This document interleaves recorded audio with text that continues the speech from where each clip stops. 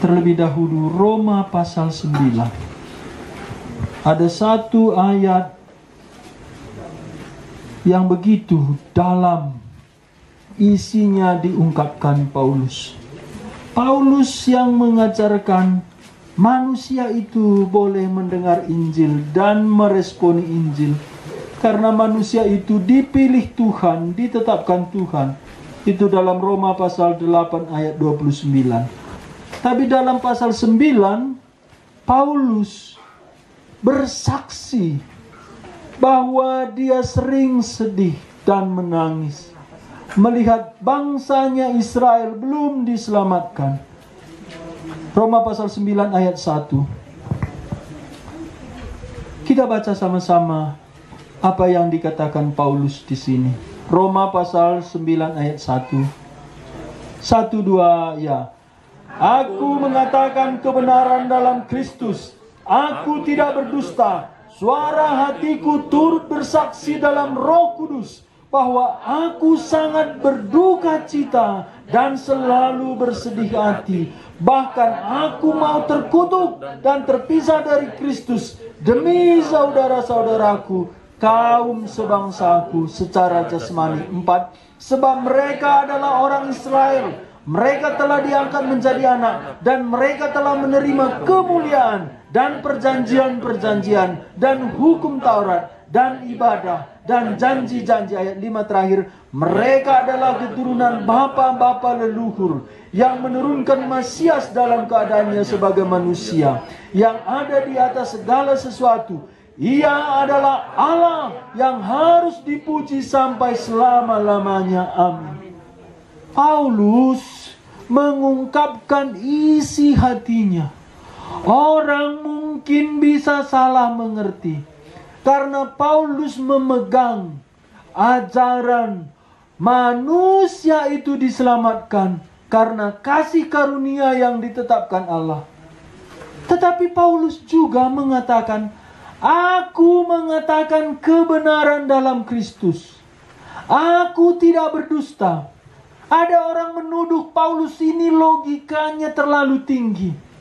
Hatinya itu sudah kering. Tidak ada lagi belas kasihan kepada orang lain. Paulus berkata, tidak.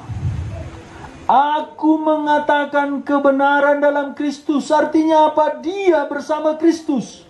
Tak mungkin aku berbohong. Tak mungkin aku pura-pura. Apa yang dikatakan Paulus kebenaran di dalam Kristus? Aku tidak berdusta. Suara hati nuraniku turut bersaksi di dalam Roh Kudus. Ini ada 4 yang bersaksi. Paulus, Kristus, hati nurani, dan Roh Kudus. Dalam perjanjian lama 2 saksi cukup. Tetapi di sini Paulus untuk menyatakan isi hatinya. Aku mengatakan kebenaran. Paulus mengatakan kebenaran di dalam Kristus. Aku tidak berdusta. Suara hatiku, ini hati nurani, bersaksi dalam Roh Kudus. Mengapa perlu 4 saksi? Ini bukan untuk Paulus. Ini untuk orang-orang yang sudah mendengar Injil. Paulus mau menyatakan isi hatinya. Apa dikatakan Paulus ayat 2? Bahkan bahwa aku sangat berduka cita dan selalu bersedih hati. Paulus menulis surat sukacita Filipi. Tapi ada duka cita, kesedihan Paulus. Semua kita pernah sukacita, semua kita pernah sedih. Tapi yang penting, mengapa kita bersukacita? Mengapa kita sedih? Paulus bersukacita dalam kesulitan. Bahkan dia bersukacita walaupun darahnya tertumpah. Itu dikatakan di surat Filipi. Tetapi di sini dia bersedih dan sangat berduka cita dan selalu bersedih hati. Ayat 3 ini sungguh sulit diterima, sulit dipahami. Seluruh manusia hanya 2 mengatakan ini. perjanjian lama Musa, cabutlah namaku dari kitab kehidupan, supaya umatmu jangan engkau tinggalkan. Di perjanjian baru hanya satu orang, Paulus. Bahkan aku mau terkutuk dan terpisah dari Kristus. Apa artinya? Aku dilempar masuk ke kekekalan api neraka. Oh, saya pernah merenungkan ini. Aku berdoa berseru, mengapa Tuhan hatiku tidak bisa seperti ini? Aku tidak rela dilempar ke neraka. Tapi Saulus, bahkan aku mau terkutuk dan terpisah dari Kristus. Dia terlebih dahulu bersaksi dalam kebenaran bersama Kristus. Hati nuraniku turut bersaksi bersama Roh Kudus bahwa aku sangat berduka cita dan selalu bersedih hati. Bahkan aku mau terkutuk dan terpisah dari Kristus demi saudara-saudaraku, kaum sebangsaku secara jasmani. Dalam Alkitab, selain Saulus, ada Stefanus yang begitu mencintai orang Yahudi. Di Kisah Rasul pasal 7, Stefanus itu panjang lebar berkhotbah dari perjanjian lama. Alkitab berkata, Stefanus dipenuhi Roh Kudus. Orang-orang mengejek dia, dia terus menginjili. Lalu orang menyeret dia keluar kota, dia terus berkhotbah. Lalu dia dengan penuh Roh Kudus berkata, engkau terus menegarkan hati seperti nenek moyangmu. Itu sepertinya keras, betul.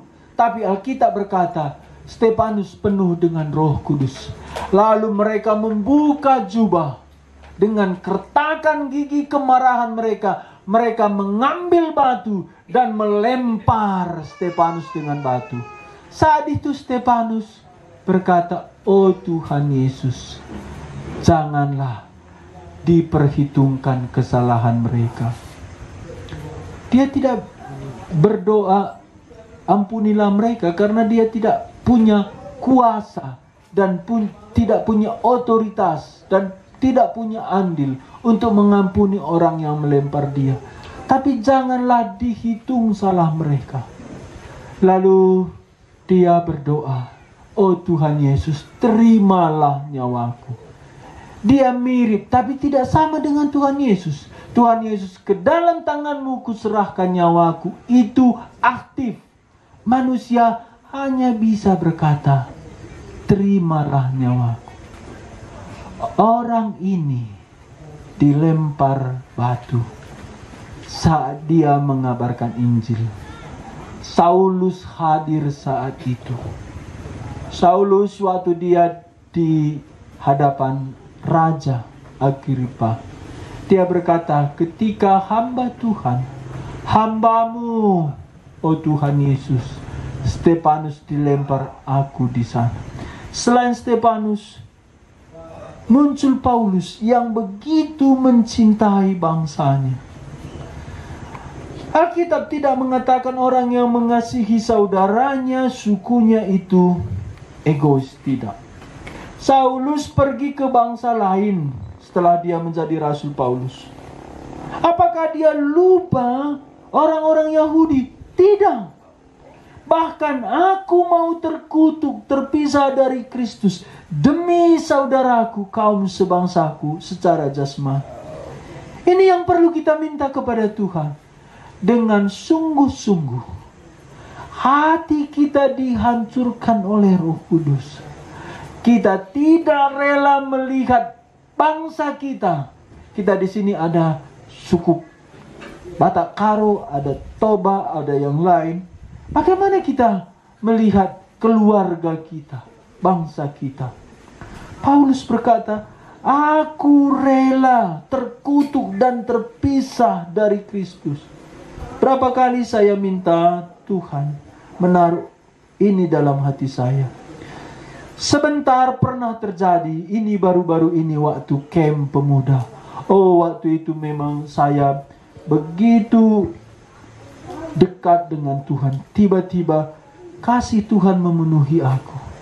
Tapi ada lagi suara, betul memang Paulus mau terpisah dengan Kristus. Tapi Tuhan tidak pernah meninggalkan Paulus. Kadang-kadang kita berpikir, kalau aku rugi, nggak mungkin lagi kembali. Ketika kita rela terpisah dengan Tuhan pun, kalau itu memang isi hati Tuhan, kita tak pernah rugi. Mengapa kita menahan diri kita? Kita banyak pertimbangan. Paulus sepertinya hidupnya itu tidak ada pertimbangan lain kecuali memenangkan jiwa. Ketika Paulus serius, itu selalu berhubungan dengan pekabaran Injil. Celakalah aku jikalau aku tidak mengabar Injil. Jadi apakah upahku mengabar Injil? Upahku adalah ini: mengabar Injil dengan tidak mengharapkan upah. Itulah upah. Inilah kemerdekaan sungguh-sungguh. Mengabar Injil itu upah. Mengabar Injil itu anugerah. Mengabar Injil tidak semua orang, hanya orang-orang yang mengalami Injil. Paulus 2 kasus dia berkata, aku celaka. Pertama, ketika dia sadar dia berdosa. Aku manusia celaka. Siapakah melepaskan aku dari tubuh maut ini? Syukur kepada Allah dalam Kristus Yesus Tuhan kita. Setelah itu Paulus berkata lagi, aku manusia celaka. Celakalah aku jikalau aku. Ketika Paulus mau dipenggal di kota Roma, dia menulis surat terakhir kepada Timotius. Ini kita baca 2 Timotius. 2 Timotius itu surat Paulus terakhir. Kita, siapa pernah terima pesan terakhir dari orang tua kita? Nenek kita atau kakek kita, bapak kita atau mama kita, dia mau mati. Apa di antara kita ada terima pesan? Apa pesan orang tua kita atau nenek kita atau kakek kita? Tidak ada yang pernah terima pesan? Ada ya? Coba ceritakan Siti, Kak. Biar kita dengar apa pesan dari bibi mertua. Iya. Dia mengatakan dia memiliki anak 6, 2 perempuan dan 4 laki-laki, dan ia berpesan ada sebidang tanah seluas 3 hektar, dan ia mengatakan tanah ini nanti kamu harus bagi 6 bersama dengan anak perempuan. Yang lainnya tidak pun nggak apa-apa, tapi ini harus ada anak perempuan bagiannya di dalamnya. Itu pesan. Ya, orang tua ingat tading-tadingan ya. Kenapa orang tua ingat itu? Baginya itu paling berharga. Ada juga aku dengar orang tuanya itu tua mau meninggal. Pastro dilikan ya katanya. Goku pepulung mulai aku cari goku tamat sih katanya. Iya. Dalihan natulu di bawahnya itu disimpanlah situ emas. Dia udah sekarat, dia ingat dia di bawah dalikan. Kenapa itu dia ingat? Itu yang berharga. Kita semua sebelum hari itu mesti siapkan apa yang kita sampaikan sama anak kita. Bapak sudah ada apa? Belum dong. Anakku kan di sini nanti dia dengar. Tapi sudah aku simpan. Iya. Udah aku simpan apa yang mau aku kasih tahu. Betul, sungguh-sungguh. Waktu anak-anak umur 3,5 tahun pernah aku kasih tahu sama dia. Mungkin dia ingat, mungkin tidak.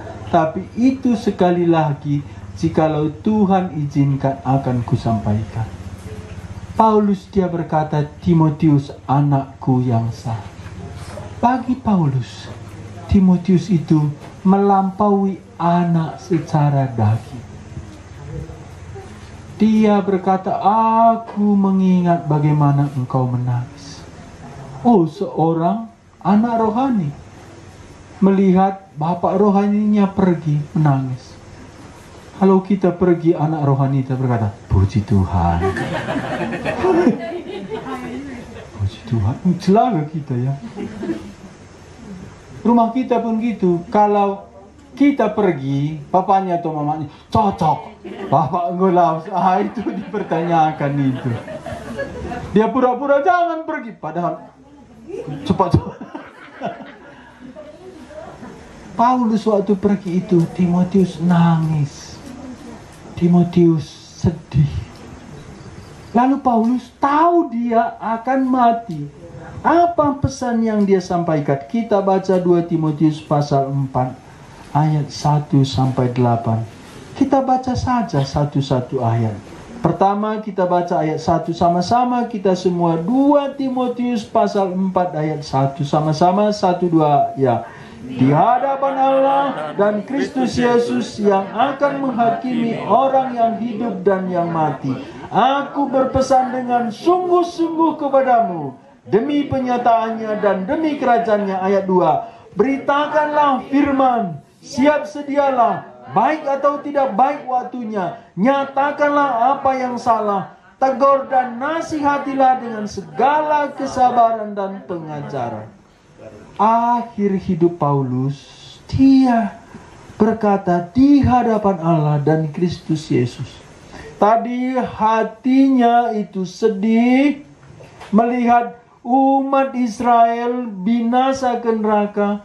Paulus, aku di dalam Kristus, hati nuraniku dan Roh Kudus turut bersaksi, aku tidak berdusta, bahwa aku sangat berduka cita dan selalu bersedih melihat kawan sebangsaku. Di sini pesan terakhir, di hadapan Allah, ini Allah Bapa dan Kristus Yesus yang akan menghakimi orang hidup dan yang mati. Paulus mau mati, nggak dia kasih tahu, ada jubahku, itu samamu ya. Enggak. Tadi katanya masih ada persembahan Timotius. Simpan, enggak. Tapi dia katakan apa? Di hadapan Allah dan Kristus Yesus yang akan menghakimi orang yang hidup dan yang mati. Paulus ini sangat peduli manusia itu dihakimi. Apa urusan Paulus dengan ini? Dia sebentar lagi dipenggal. Kenapa Paulus bilang, kayak mana lah ini sebentar lagi dipenggal? Orang yang mau dipenggal itu nggak ingat apa-apa. Dia sedang menghadapi maut. Dia terus bergumul, bagaimana peluru menembus kepalaku, bagaimana pisau memutuskan leherku. Paulus nggak peduli. Demikian aku tidak menghiraukan nyawaku sedikit pun. Jadi rahasia Paulus begitu mencintai jiwa sehingga dia tidak menghiraukan nyawanya. Kita kadang terlalu peduli sehingga lewat orang mati. Sudah mati baru, kailah makalah aku injili. Sianu tadi udah meninggal, hari itu aku pengen datang, nggak datang, akhirnya mati. Yang sudah mati kita sesali, yang hidup iya. Jadi ke mana ya? Yang mati, sedih kita. Ini yang jalan-jalan. Kujakam, dematikam, kan itu ya. Cobalah ngomong sama dia. Kujakam, hari mati kau.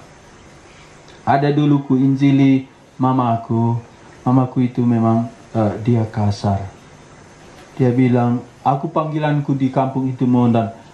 Ku jamate nindu mondan kutroh gara tanah garahingan lolit tuhuri kata. Padahal aku di situ masih 2 tahun kira-kira bertobat. Sayang kali aku sama mamaku itu. Lah basiku injili. Akhirnya aku dengar dia dipanggil Tuhan. Sedih juga. Paulus pesan terakhir itu di hadapan Allah dan Kristus Yesus yang akan menghakimi orang yang hidup dan yang mati. Kalau orang dihakimi, Paulus sudah selamat. Kenapa? Ini dia pesankan kepada Timotius. Ingat, karena ini isi hati Allah Bapa dan Yesus Kristus. Isi hati Allah di dalam Yesus Kristus. Dia tidak mengingini kebinasaan orang fasik. Paulus berkata, Kristus yang akan menghakimi orang yang hidup dan yang mati. Aku berpesan dengan sungguh-sungguh. Berpesan dengan sungguh-sungguh. Amin, amin, itu sungguh-sungguh. Aku berpesan dengan amin, amin kepadamu. Demi penyataannya dan kerajaannya. Demi Dia yang sudah menyatakan diri. Demi kerajaannya. Kerajaan Tuhan itu orang-orang yang hancur, yang rusak, yang berdosa dipanggil masuk. Paulus mengasihi jiwa. Paulus menghormati penyataan Tuhan, kerajaan Tuhan. Kalau begitu bagaimana? Ayat 2 kita baca sama-sama. 2 ya. Beritakanlah firman, siap sedialah, baik atau tidak baik waktunya. Nyatakanlah apa yang salah, tegurlah dan nasihatilah dengan segala kesabaran dan pengajaran. Beritakanlah firman, Injil. Siap sedialah, baik atau tidak baik waktunya. Ini bukan orang lain yang baik atau tidak baik waktunya. Ini setiap kita. Kapan waktu kita itu baik? Kapan waktunya cocok? Semua kita punya kesibukan. Yang guru siapkan materi, yang ke ladang mupuki lengkong, kan gitu ya. Apalagi yang berternak, itu uiknya sudah ribut. Mana sempat? Tidak pernah di sini orang lain yang dimaksud. Kita bisa 1, 2 macam, 3 macam. Kita buat alasan. Saya melatih diri tidak mengampuni diri lagi. Maksudnya bisa kubuat banyak kali alasan. Ini mengajarlah. Mengajar jadi dosen. Mengajar 2-4 jam. Dan Pak Gintung itu hebat juga. Dia buat sekolah panggil dosen. Karena dosennya ya Pak Ginting. Tapi lari gaji. Aku enggak apa-apa, tapi yang lain ini gimana nanti ini kupikir. Oh, Tuhan menyediakan, kupikir juga itu. Aku senang mengajar, betul. Aku hari menyerahkan diri melayani Tuhan. Enggak pernah kuharap, makanya satu itu sering lupa persembahan. Iya, acara gitu lupa persembahan. Pulang pun gitu, berapa kali orang kirim amplop. Amplop juga sangat sidak kata. Karena di hadapan Tuhan cuma satu pergumulanku. Sampaikah isi hati Tuhan ku beritakan. Begitu. Jadi kalau mengajar itu siapkan materi pelajaran. Ya, siapkan. Aku kan mengajar dogma. Lalu khotbah lagi hari Minggu. Ada lagi pemuda. Ada lagi pelayanan ke sekolah. Sekolah itu 4 sekolah kita layani. Sekarang kuserahkan 2 sekolah untuk anak-anak kita, tinggal 2 sekolah. Dan lagi pelayanan Kutambeli. Kuliah lagi. Kalau kukumpulkan itu semua, bisa aku stroke gitu. Jadi bagaimana caranya? Aku tidak akan mengampuni diri. Jalani saja. Siapkan. Kalau capek nggak tertahan lagi, itu tidur sendiri. Itulah ada otomatiknya dibuat Tuhan. Kalau udah capek tubuh ini, minta dia istirahat, dibuat Tuhan lemas gitu, lalu tidur. Lebih baik daripada mau tidur gak bisa tidur, itu lebih capek kan. Ada orang lalu ditunduk katanya, langsung dalam pikiran hendak kurang sibuk melayani Tuhan. Ngadilah. Ngadi kedai kopiah, gua nari dengan pengadisa. Adi kalak latih dalan, kundul mango ngadi. Adi latih kundul gua mandu pengadisa ya. Bagaimana cara orang suruh berhenti kalau sepanjang hari berhenti, duduk terus. Duduk. Iya, ngadi. Iya. Jadi kita cobalah melatih diri untuk memberi diri. Beritakanlah firman, siap sedialah, baik atau tidak baik waktu. Tapi Paulus ini walau begini dia ada semangat, ada sukacita. Adalah dulu ya ada sukacita. Adalah dulu ikut dia sering KKS sama kita. Akhirnya dia nggak ikut lagi. Oh, lalap katanya. Jadi engkai makana lana ya ikut ku bilang. Ikap naik deh dung 2 kuta ngadi. Ini masuk ke 3 kuta. Hei, Bapak John lo terikut-ikut lah ngadi kata. Bilangnya sama, kasih tahu sama dia, Bapak John sampai Tuhan datang enggaknya berhenti. Ada waktunya Paulus berkata, nggak bisa lagi kita kabarkan Injil. Kita maupun nggak ada lagi ladang penginjilan. Kita maupun nggak ada lagi kekuatan. Kemana lah kalau nggak bisa lagi jalan gitu. Kaki ini sudah lemah, tangan ini tidak kuat lagi, otak kita tidak bisa lagi ingat firman Tuhan, mulut kita pun udah kalut, kan masih hidup tapi nggak bisa lagi. Ada orang begini, ada. Adalah ini kawanku satu tim, dia paling 2-3 kali ikut ke Namumbiring atau ke Namu Lauban, datang dia bukan dari gereja kita, tapi dia itu bertobat, diteguhkan melalui Yayasan Terang Injil. Dia masih sehat, orang 55 lah, 56 kan masih kuat. Dia banyak mengerti firman Tuhan, tapi dia belum sampai jam kita kan? Iya.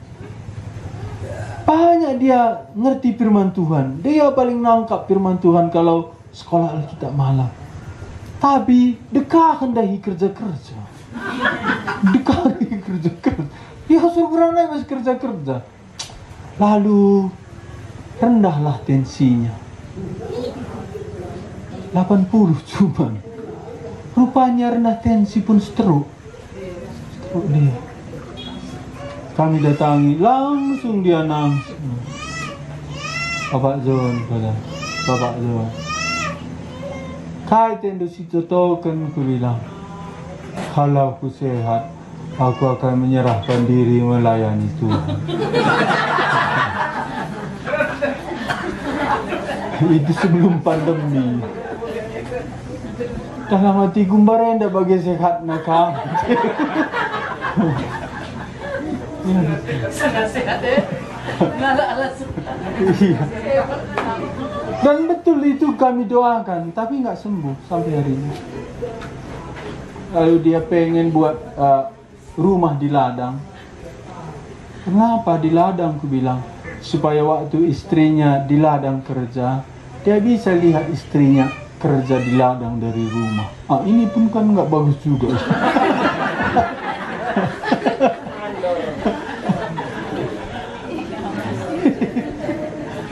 Kalau kayak gini, cuma GKMI Kuala, Antara, Tanjung Langkat, Siskala, habislah kita ini. Mau duduk menikmati keselamatan. Mana ada yang dikatakan Alkitab, nikmatilah keselamatan. Kan nggak ada kan? Peganglah keselamatanmu atau renungkanlah keselamatan. Kalau merenungkan keselamatan kita, bukan selamat engkau. Jadi bukan lagi engkau kan sekamsa ku renungkan tiap hari. Oh ya, merenungkan keselamatan. Merenungkan apa?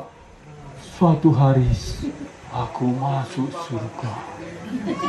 Nggak perlu direnungkan pun pasti masuk.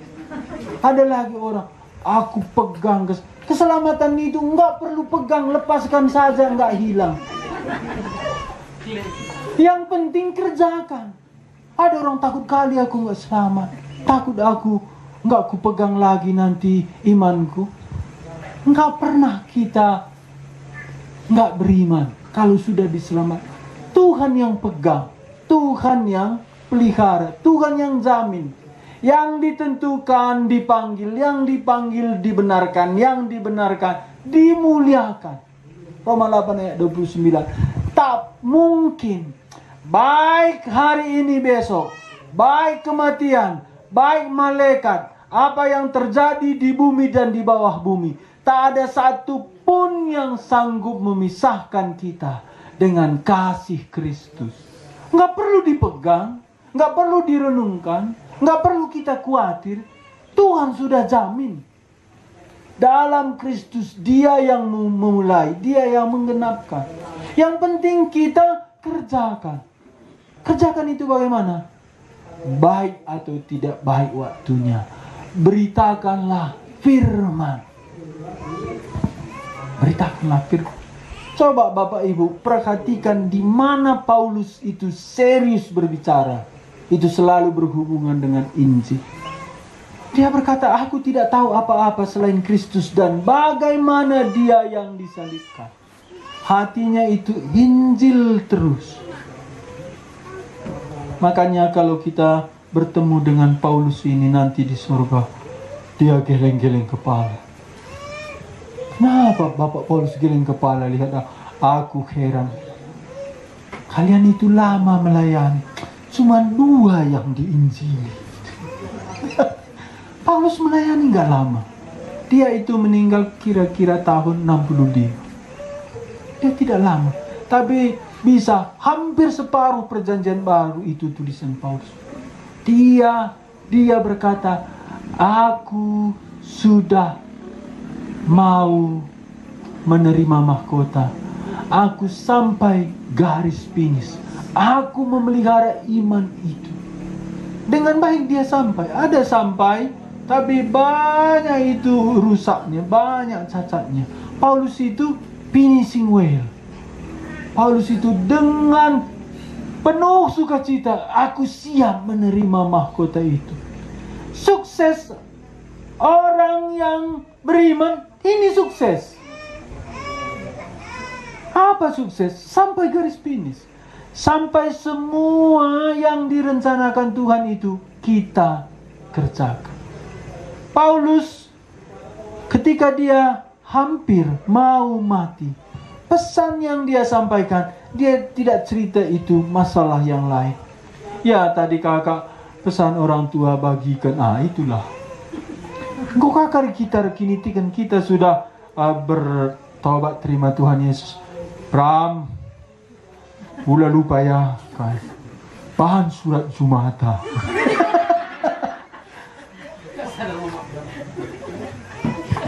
Harusnya gini. Ulah lupa. Tuhan kelentena kita. Tadingkan saja sada pramnya. Si sana pakai jadi penginjilan. Apakah pernah kita pikirkan ini? Aku kadang-kadang tidak mau cerita itu. Karena banyak yang bergumul tentang hidup ini, takut kali. Tapi kita nggak perlu takut, Tuhan terus pelihara. Yang penting kita mengerjakan apa yang Tuhan mau. Apa Tuhan mau di sini? Inilah yang dikatakan Paulus. Di hadapan Allah dan Kristus Yesus yang menghakimi orang yang hidup dan yang mati. Mengapa Paulus panggil nama Allah dan Yesus Kristus yang akan menghakimi yang hidup dan yang mati? Paulus ini kan orang Yahudi. Dia tahu Taurat. Jangan memakai nama Tuhan Allahmu dengan sembarangan. Dia tidak memakai nama Tuhan Allah itu dengan sembarangan. Paulus sangat mengerti Taurat. Tetapi di sini betul inilah isi hati Tuhan. Kalau kita bisa korek-korek inti hati Tuhan, itu Injil. Injil diberitakan. Banyak memang urusan gereja, ada orang token habis, itu memang masalah semua. Tapi yang paling inti itu Injil diberitakan. Ya, inilah isi hati Tuhan. Kita bacalah ayat 2 tadi ya. Aku senang di sini anakku supaya dia juga dengar. Iya, aku bersyukur dia berkata, aku mau ikutlah camp di Kuala katanya. Iya, orang itu senang didatangi. Ikut kau, aku bilang. Ayat 2 kita sama-sama 2 ya. Beritakanlah firman, siap sedialah, baik atau tidak baik waktunya. Nyatakanlah apa yang salah, tegurlah dan nasihatilah dengan segala kesabaran dan pengajaran. Iya, selain baik dan tidak baik waktunya, terus kita beritakan, nyatakanlah. Nyatakan di sini bukan menuduh salah orang lain. Dari hidup kita orang sadar hidupnya tidak baik. Saya itu berhenti ke kedai kopi 3 panah. Kalau aku di kedai, itu orang-orang pergi. Akhirnya kulihat yang punya kedai itu susah. Di sana ada jackpot. Asal aku duduk di situ, orang-orang yang main jackpot itu pergi satu-satu. Pertama aku nggak sadar. Akhirnya sadar aku. Nggak lagi aku di 3 panah. Kedai Kabanjahe. Ada satu kedai di Kabanjahe itu nggak diizinkannya judi. Dan bapak itu kuinjili. Tapi tiba-tiba dia meninggal. Sedih kali aku dengar dia meninggal itu. Sampai jam 4 pagi aku nggak tidur. Itu persis di depan kantor pos Kabanjahe. Suatu hari dia beli mobil baru. Ada lagi kawannya beli mobil. Iya, ini orang-orang penting di Tanah Karo. Lalu mereka itu udah bisik-bisik. Udah lama dia bisik-bisik datang aku. Lalu panggilnya, kami dari tadi sudah bisik-bisik. Ngomong dua-dua katanya. Apa yang kalian bicarakan? Ku bilang, bagaimana kita ini? Kami bilang katanya. Kita diberi karunia cari uang, tapi tidak bisa menikmati. Kami bilang, bagaimana itu? Katanya sama aku. Bagaimana Kin? Pegangnya lah kunci mobilnya itu. Satu mobilnya itu Fortuner, satu Pajero Sport. Satu-satu dia pegang kunci itu.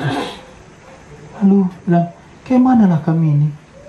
Dikasih Tuhan karunia untuk beli barang, tapi nggak kasih Tuhan karunia untuk menikmati. Kan menurut lu kayak gitu katanya. Enggak, aku bilang. Jadi bagaimana katanya? Tuhan Yesus berkata, damai sejahtera ku berikan bagimu. Jadi apa katanya? Kalau Tuhan Yesus tidak memberi damai sejahtera, apapun kita miliki enggak sejahtera, aku bilang. Salah satu bapak itu, puji Tuhan aku sudah dapat jawabnya. Dia catat itu sampai hari ini asal kami ketemu.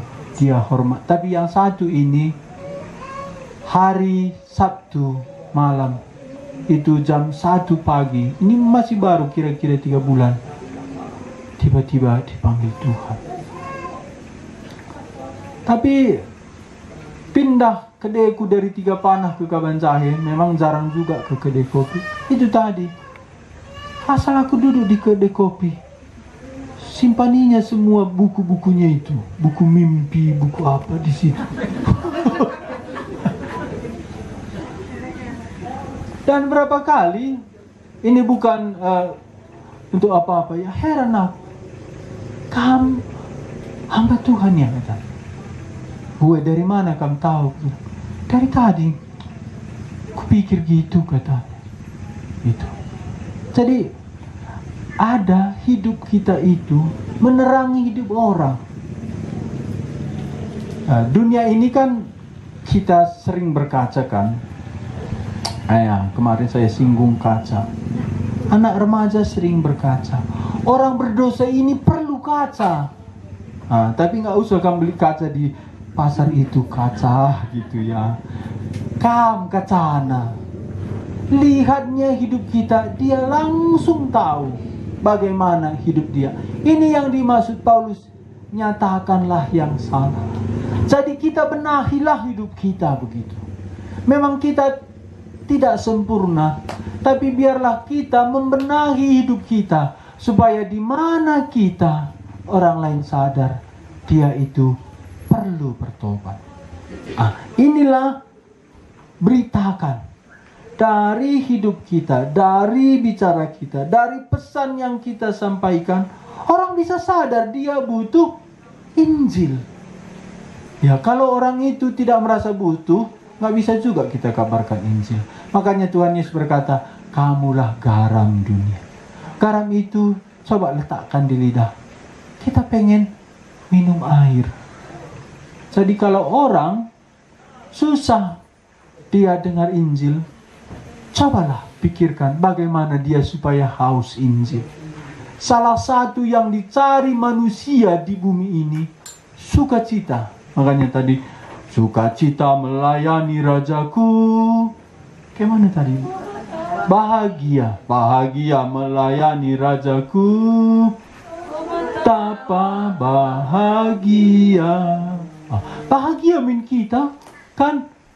Dunia ini nampaknya, oh, kami tidak bahagia. Suatu hari ada satu keluarga. Orang ini dulu ya, berlayar dari Eropa mau menuju China. Lalu anak dari keluarga ini tiba-tiba panggil papanya. Papa, semangat kali anaknya. Apa nak katanya? Aku melihat Yesus. Oh, di mana kamu melihat Yesus? Aku melihat Yesus, Pak, cepat Pak. Kita satu kapal sama Tuhan Yesus. Oh, mana pula ada Tuhan Yesus? Iya Pak, coba lihat. Dia tunjukkan orang. Itu Pak Yesus. Oh, dia lihat itu. Gelombang. Itu Yesus kan ini? Bukan. Tapi dia mirip Tuhan Yesus. Oh, mirip Tuhan Yesus, bukan Yesus Pak? Bukan. Ayo Pak, kita ngomong sama dia. Lalu papanya ini coba dekati orang yang dikasih tahu anaknya ini Tuhan Yesus. Perkenalan. Lalu sampailah dia pergi kemana. Lalu orang ini jawab, aku pergi ke China untuk kabarkan Injil. Aku sudah lama menanti pergi ke sana.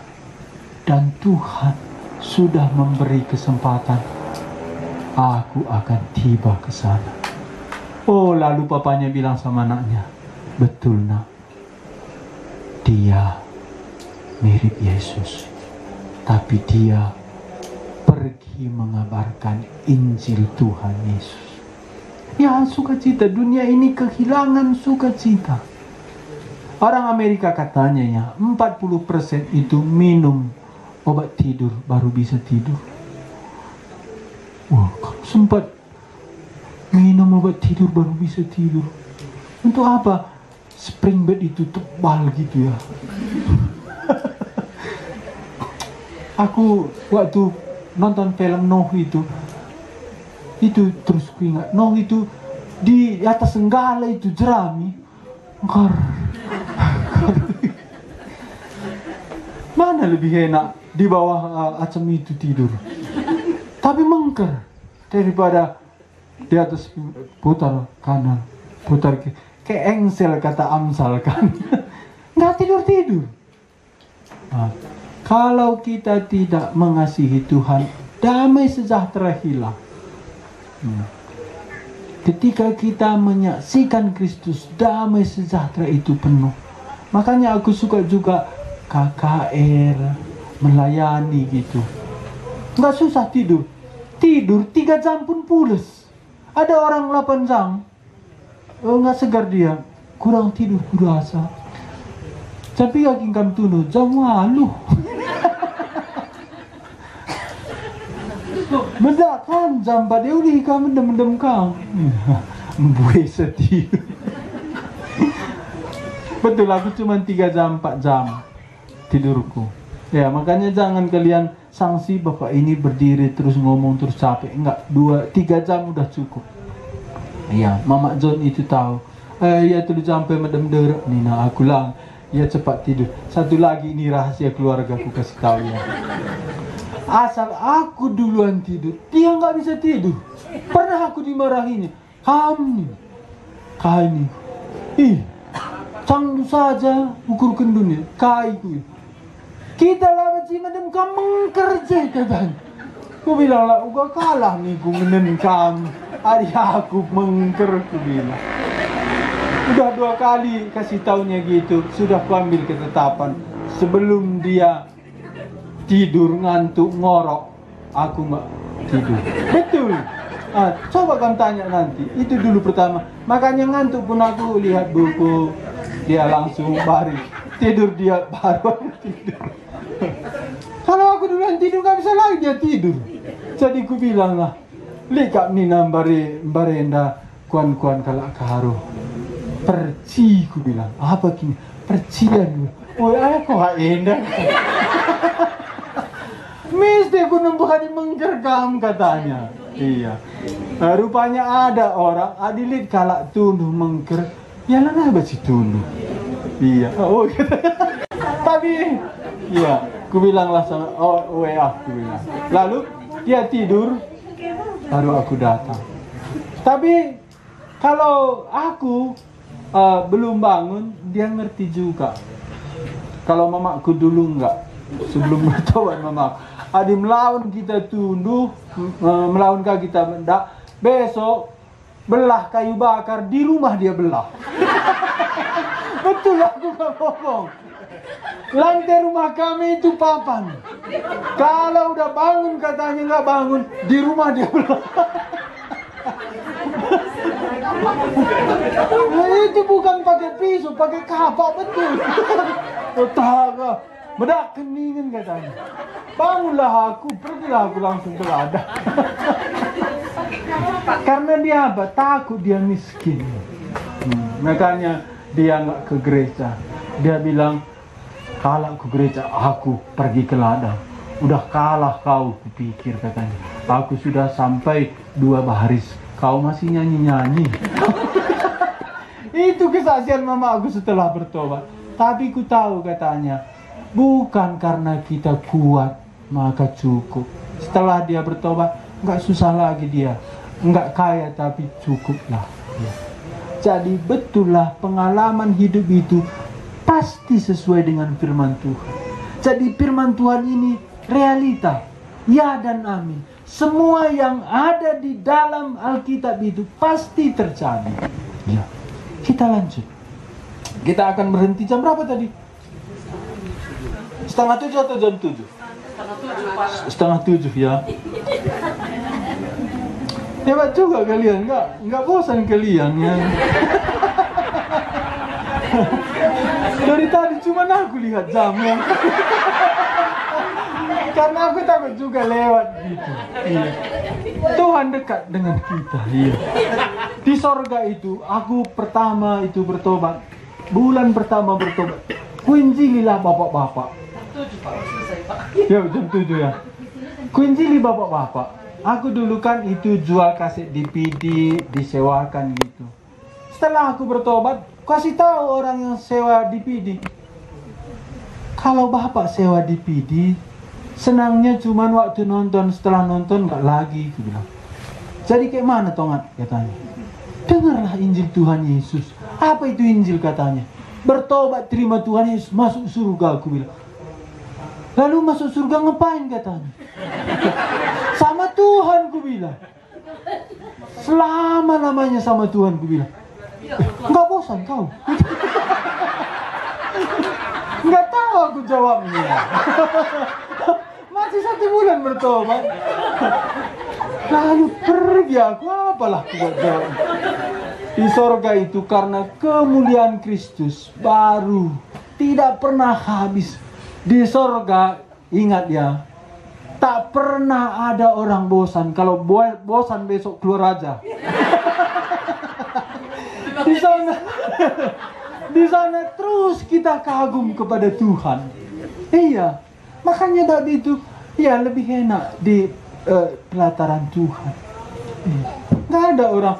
Makanya dalam Alkitab itu cuman satu orang aku ketemu, kecewa dia sama Tuhan Yesus. Itu pemuda yang kaya. Oh. Lalu dia pergi dengan kecewa. Waktu aku baca itu, heran orang ini. Jumpa sama Tuhan, kecewa dia. Kenapa orang kaya yang muda itu kecewa jumpa sama Tuhan? Dia itu punya berhala. Berhalanya itu uang. Tuhan tahu berhala setiap orang. Dia bilang, jual hartamu. Serahkan sama orang miskin. Kalau Tuhan bilang jual, simpan di BRI, itu kan beda kan. Tapi Tuhan bilang kasih sama orang miskin. Bahasa Karo itu lebih indah. Indahnya gini, maka laus iya jut ayonya. Jut itu kayak buka kuda gitu pergi. Maka kecewalah dia. Kenapa dia kecewa? Nggak mau bertobat. Apakah semua orang harus jual barang, harta, kasih sama orang miskin? Cuman orang itu. Abraham enggak. Lydia juga enggak. Karena apa? Karena bukan itu berhalanya. Kita jut karena kita simpan berhala kita. Sini nggak ada lagi jut ya. Iya, ada sesuatu yang Tuhan bilang tinggalkan, kita nggak tinggalkan. Makanya pernah itu ditanya jawab, ada seorang tanya sama kami itu, Pak katanya, mohon penjelasan. Aku sudah bertobat, tapi aku sudah hilang sukacita. Apakah itu normal Pak katanya? Dengar firman Tuhan pun aku enggak lagi sukacita katanya. Ku jawab, mamaku pernah itu dekat api cudu. Itu menyedihkan. Sampai kakinya ini berlobang, terbakar. Ya dekat api, berlobang. Datang dia ke rumah kami 3 panah nangis. Dia, ini minahi kue gitu. Maka bagaimana meseng? Kok bisa terbakar? Ku bilang, nggak ada lagi perasaannya. Dia bilang, kami bawa ke rumah sakit. Rupanya penyumbatan di saraf otaknya ini. Hari itu kami terlalu sayang sama dia. Dokter Nora bilang, segera operasi. Mama kami, iya aku dioperasi lah katanya. Kami bawa pulang, 3 hari kambuh. Nggak bisa lagi dioperasi. Mama kami itu dekat api sudah terbakar. Enggak dia rasa lagi. Kubilanglah sama yang tanya itu, Tuhan memberikan damai sejahtera sebagai kompas dalam hidup kita. Kan itu kata Paulus Kolose 3 ayat 15. Damai sejahtera Kristus memimpin engkau di dalam mengambil keputusan. Kalau damai itu hilang, itu ada peringatan. Karena untuk damai sejahtera itulah engkau diselamatkan. Jadi dalam seluruh hidup kita ada di situ bagian damai sejahtera Tuhan. Suatu hari datanglah jemaat satu jumpai aku ke rumah di kampung ini Kutembelin. Datang dia. Kain dai tendo, aku bilang. Bagaimana ada kamu? Aku berenda ketika aku bertobat terima Tuhan Yesus. Senang kali aku. Katanya. Jadi aku bilang, ini udah lama gak senang lagi aku. Memang waktu dia jalan pun udah tahunya dia gak senang. Ayo nih pengen serbut gitu. Jadi gimana aku bilang. Dia tanya gini, apakah aku terima lagi Tuhan Yesus supaya aku senang lagi? Kata, kulihat orang ini. Berarti dia mau terima Tuhan Yesus supaya senang. Hilang senangnya, terima lagi Tuhan Yesus. Ku jawablah dengan hikmat. berdoa aku, Tuhan beri aku kesabaran gitu. Karena hamba Tuhan ini perlu juga sabar. Kalau ada tamu kita datang, kita suruh dia masuk, mari masuk, duduk. Tamu kita itu sudah duduk di rumah. Ku bilang, ngomong lagi kita, mari masuk, duduk. Itu kan lucu, bilang. Oh gitunya. Jadi nggak perlu lagi ku terima Tuhan. Udah di dalam dia. Bagaimana lagi? Terima kasih Tuhan Yesus, Tuhan sudah mati bagiku. Marilah masuk. Dia, aku kan udah di dalam. Jadi kayak mana sukacitaku ini? Katanya, pergi kabarkan Injil. Iya, kabarkan Injil. Betul, coba uji coba nanti. Aku sudah coba. Ketika hilang sukacitaku, cari siapa bisa ngomong cerita Injil. Ada lagi cuma gini. Aku mau pergi mengabarkan Injil katanya. Jadi kayak mana aku bilang? Datanglah aku cerita pembukaan, cerita kerja-kerja katanya. Tapi tidak ada masalah sama aku katanya. Sudah 3 jam terus cerita kerja-kerja. Kapan ini ku kabarkan Injil, ku pikir katanya. Sampai pulang aku nggak sampai ku kabarkan Injil. Jadi kayak mana masalahku ini katanya. Ku bilang lah, masalahnya enak.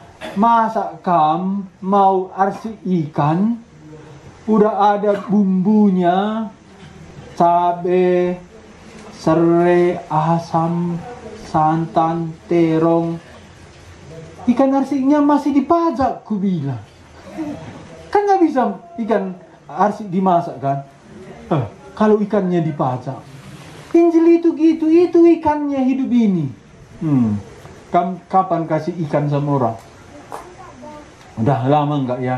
Nanti coba kembali beritakan Injil. Ini pesan Paulus terakhir. Jadi pesan Paulus terakhir ini, baik atau tidak baik waktunya. Kabarkanlah firman. Dikatakan tadi ditegur, dia tetap asik bersama dosanya itu. Jadi inilah pergumulan seorang penginjil. Dia mesti penuh cinta kasih supaya bisa menegur. Kalau menegur tidak punya cinta kasih, susah juga. Lalu setelah ditegur, dinasehati dengan segala apa? Kesabaran dan pengajaran. Kita bisa sabar tapi tidak keluar Injil. Injil ini ada pengajarannya. Apa pengajarannya? Bukan melalui perbuatan baik. Pengajaran Injil itu apa? Semua manusia sudah berdosa. Pengajaran Injil itu apa? Setelah mati tidak ada keselamatan. Jadi waktu kita bersaksi, ada pengajaran yang tidak bisa dikompromikan. Itu ayat 2. Tegurlah dan nasihatilah dengan segala kesabaran dan pengajaran. Memang sama orang berdosa ini kita sering dianiaya. Dianiaya gimana? Belum kita selesai ngomong lagi dia. Belum selesai ngomong lagi dia. Kadang-kadang kan kita sudah tahu apa yang dia bicarakan. Kita sudah melalui dulu. Dia lagi yang lebih pintar. Ya, suatu hari kami kan bagi Alkitab sama Bram di sini. Ada bapak itu. Ya aku Alkitab bena ku hafal grinano. Kobe katanya. Ya, bukan pernah ogen di Injil Yohanes kami bilang firman itu adalah Allah. Iya, ku hafal grinano. Kasihlah Alkitab. Dia berkata, aku ada Alkitabku katanya. Ku bilang ini baru dicetak Pak. Ini terjemahan tahun 78, tapi dicetak tahun 2022. Ini lama pergumulan mencetak ini. Ini kami minta kepada Lembaga Alkitab Indonesia, cari masternya. Ketemu. Dia mau cetak.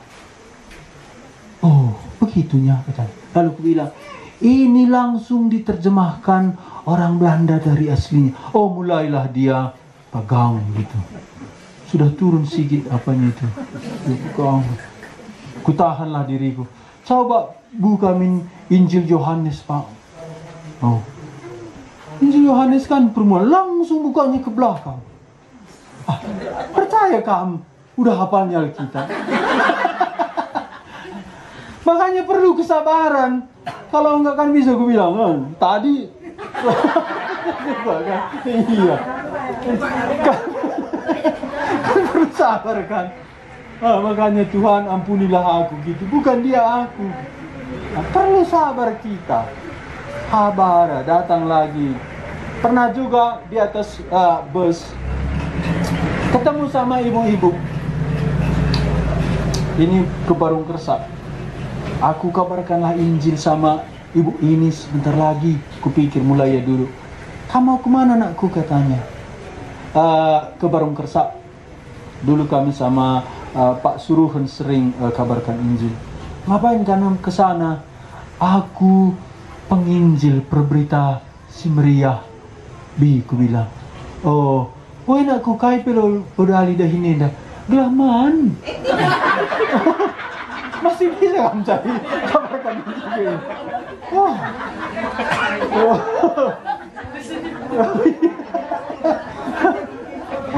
Lama kan gitu. Iya. Nggak ku kasih tahu. Ladang bapakku luas, nggak ku kasih tahu gitu kan. Cuman aku anaknya sendiri laki-laki. Nggak ku kasih tahu gitu, tapi itu tadilah dunia ini kita menghadapi. Tapi ku cobalah pelan-pelan lagi ngomong sama dia. Inilah perlu kesabaran. Kalau sudah gini, lang-lang. Kan itu kan. Perlu kita sabar. Tuhan, taruhlah cinta kasih-Mu. Ya. Banyak orang gitu, dia nggak tahunya apa-apa tentang Alkitab. Dia katakan ini. Mesti juga kita sebagai pendengar yang setiawan kan gitu. Oh gitu ya. Akhirnya pelan-pelan ku kasih tahu, lama. Kam pendeta, katanya. Lah abu, saja aku sekolah pustaka. Oh, saja kamu melayani. Ije. Oh, mulai dia tenang gitu. Menanti ini perlu kita sabar. Iya. Ada juga itu, asal kita dekat sama dia, terus buatnya masalah. Syanu, katanya itu ke gereja, dia pun gitunya. Kita lah bilang. Tapi dia terus bisa mencari jalan untuk menyudutkan kita. Inilah yang dimaksud Paulus itu, sabar. Tapi sampai pengajaran itu kan bisa juga kita sabar. Oh, nggak kita sampaikan. Iya, sabar terus sampai datang berita cedah hati. Anak ndai, gue mati. Gue mati. Kita bilang, terlalu sabar juga kita. Enggak kita sampaikan Injil itu. Jadi sabar, tiap kata sabar di dalam Alkitab itu suasananya enggak menyenangkan. Kalau lagi enak tidur kan bisa kita sabar. Atau enak makan kan bisa kita sabar makan kan. Tapi kalau susah, sudah capek kita dijawabi lagi, dibuat yang menyerang Injil, bagaimana kita sabar? Inilah waktunya kita sabar. Tuhan Yesus itu di atas kayu salib, pertama yang dia ucapkan itu apa? Bapa, ampunilah mereka. Wah, itu lagi dipaku tangannya, dipaku kaki, di atas mahfud. Semua orang lewat, nggak ada yang peduli. Oh, ini katanya dirobohkannya bait Allah dan dibangun lagi. Oh, coba kita tunggu. Oh, lalu ada lagi orang lewat. Jikalau engkau Mesias, turunlah. Yang paling parah itu yang dipaku sama dia. Jikalau engkau Raja, lepaskanlah dirimu dan lepaskan juga kami. Orang Farisi yang jubah panjang itu. Kalau engkau anak Allah, turunlah supaya kami percaya. Ada itu satu dosenku menarik kurasa waktu dia mengkhotbahkan ini. Kalau aku Yesus, katanya, ada orang Farisi bilang, jikalau engkau anak Allah, turunlah. Turun aku. Ku tempeleng dia kanan kiri, naik lagi aku. Udah tahu kan? Tapi Tuhan Yesus kalau gitu nggak bisa lagi Yesus selamatkan. Kan nampak musuh kita. Dari surga bisa turun ke bumi, masa 1,5 meter nggak bisa turun? Inilah sabar, ampunilah mereka. Tapi itulah dipakai Roh Kudus memenangkan perampok itu. Hanya perampok yang satu itu marah sama kawannya. Apakah kamu tidak tahu? Kita disalib sesuai dengan kejahatan kita, tapi Yesus ini tidak ada yang dibuatnya salah. Lalu dia berkata, Yesus, jikalau engkau datang sebagai Raja, ingatlah aku. Yesus sedang di atas salib. Dia percaya Yesus Raja. Disinilah kuasa Injil. Kuasa Injil itu ketika kita dianiaya, di situ ada pengampunan. Mengapa Tuhan langsung berdiri ketika Stefanus berdoa, janganlah hitung kesalahan mereka. Di situ satu-satunya dalam Alkitab Yesus berdiri menghargai umatnya. Dan setelah itu pasal 9, Tuhan Yesus turun dari surga. Dia langsung temui itu Saulus, yang saat Stefanus dirajam dengan batu, Saulus ketua menjaga jubah para imam itu. Tapi waktu Stefanus berdoa, Tuhan Yesus, jangan hitung salah mereka. Di situ kuasanya. Jadi kadang-kadang kita kan datang, kita pengen dia tenang gitu. Oh, ya aku bertobat. Nangis, dia langsung terima Tuhan Yesus. Itu kan nggak perlu sabar, ngabarkan ini. Bertobat, gitu aja kan bisa kan. Bertobat, terima Tuhan. Enggak. Saulus itu bertobatnya itu sudah banyak penganiayaan. Ya, jadi kita bersabar terus menyampaikan kebenaran. Ya. Kita baca sama-sama ya sampai ayat 5.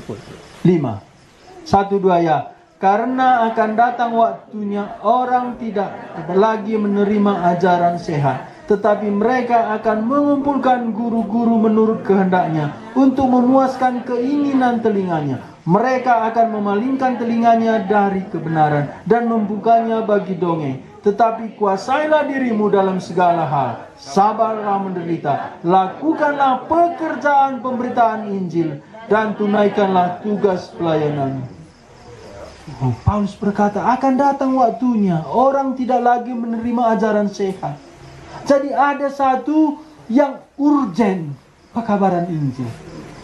Kalau Bapak Ibu lihat di daerah Langkat ini susah, lebih susah di Tanah Karo. Hari ini lebih susah di Tanah Karo karena begitu banyak datang tim-tim doa yang buat KKR. Doa penyembuhan, KKR penyembuhan. Hati manusia itu menjadi beku, tidak lagi terbuka untuk Injil. Susah sekali memberitakan surga neraka sekarang. Jadi ada satu yang urgen. Hati manusia ini makin lama makin keras dan makin terbuka kepada dongeng-dongeng. Ada kesaksian-kesaksian. Ini KKR. Apa di sana? Ada kesaksian. Apa kesaksiannya? Dia jalan-jalan ke surga dan dia jalan-jalan ke neraka. Aku bilang itu bohong. Kenapa katanya? Mana ada orang bisa jalan-jalan ke surga, jalan-jalan ke neraka? Kalau bisa orang kaya yang ke neraka itu kan bisa. Namanya Lazarus di surga, datang dia,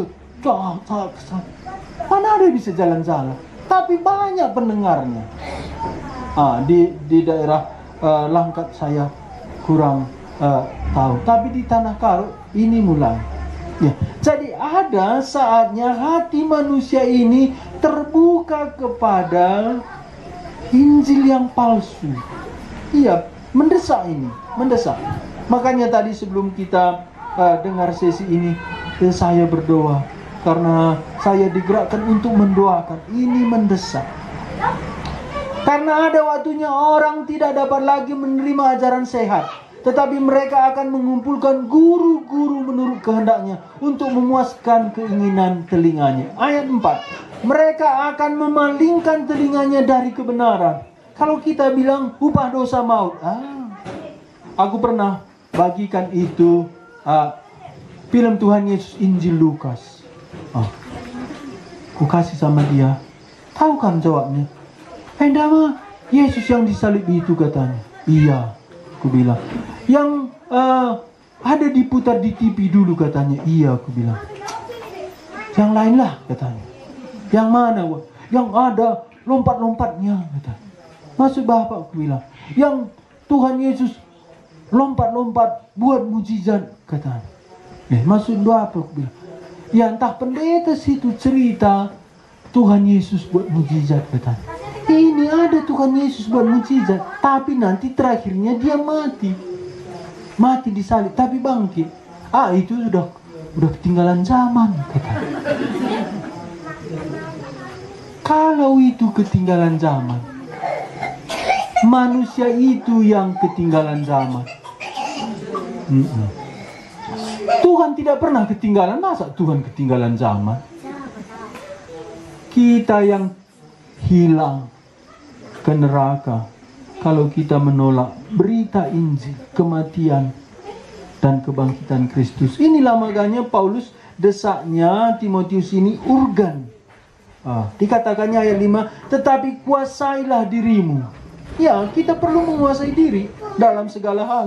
Artinya kita tidak bisa hidup sembarangan. Supaya kita bisa menyaksikan Kristus, kita tidak bisa hidup sembarangan. Kuasailah dirimu dalam segala hal. Sabarlah menderita. Ulangnya lagi, sabarlah menderita. Sabarlah menderita. Ya, ada penderitaan. Lakukanlah pekerjaan pemberitaan Injil. Paulus hatinya itu, kabarkan Injil. Dan tunaikanlah tugas pelayananmu. Mulai ayat 6 masuk Paulus tentang dirinya. Kita baca sama-sama ya. 1, 2 ya. Mengenai diriku, darahku sudah mulai. Dan saat kematianku sudah dekat. Mengenai diriku, darahku sudah mulai dicurahkan sebagai persembahan, dan saat kematianku sudah dekat. Ini dikatakan Paulus, dia mengatakan itu dengan sukacita. Tapi kalau kita tidak mengerjakan keselamatan kita, bagaimana kita menghadapi hari tua, hari di mana kita akan dipanggil Tuhan? Susah sekali. Susah sekali kita menghadapi kematian. Kalau pekerjaan kita tidak ada yang beres, semua murde gitu. Paulus mengingatkan, lakukanlah pekabaran Injil, tunaikan tugas pelayananmu. Itu dia ingatkan. Mengenai diriku, darahku sudah mulai dicurahkan sebagai persembahan, dan saat kematianku sudah dekat. Paulus di sini begitu bersukacita. Dia sudah sampai di garis finish, tinggal penggal akan berjumpa dengan Tuhan. Aku telah mengakhiri. Kita sama-sama baca ayat 7 ya. Ini enak sekali, ini manis. 2 ya. Aku telah mengakhiri pertandingan yang baik, dan aku telah mencapai garis akhir, dan aku telah memelihara iman. Ayat 8. Sekarang telah tersedia bagiku mahkota kebenaran yang akan dikurniakan kepadaku oleh Tuhan, Hakim yang adil pada harinya. Tetapi bukan hanya kepadaku, melainkan juga kepada semua orang yang merindukan kedatangannya. Kepada orang di Kuala, di Tanjung Langkat, di Sekala. Tempat-tempat ini di antara. Paulus berkata, bukan aku saja, tapi semua orang yang menanti kedatangan. Ini yang kita nanti. Kalau tidak ini, apa yang kita nanti? Tidak ada yang lebih manis menanti bagaimana Tuhan memberikan sukacita, hadiah kepada kita pada hari kedatangannya. Firman Tuhan sesi kelima ini sampai di sini. Kalau masih ada yang tanya satu boleh. Dalam firman Tuhan ini, Paulus mau hampir mati, diingatkannya Timotius. Baik atau tidak baik, kabarkan Injil. Paulus sendiri mengaku, aku sudah sampai garis finish. Inilah yang paling indah. Kita akan pulang, tapi kita bilang sama keluarga, sama jemaat, aku sudah sampai garis finish. Aku sudah memegang iman itu. Kubilanglah sama anta, sampai jumpa di surga anta. Aku sudah memegang iman itu. Aku sudah siap menerima mahkota. Ku kasih tahu lagi sama anakku, Papa pulang. Aku sudah pegang iman. Oh, inilah yang paling indah ketika kita sudah diselamatkan Tuhan. Kita nyanyi melayani Rajaku. Setelah itu kalau masih ada yang mau share, tanya boleh.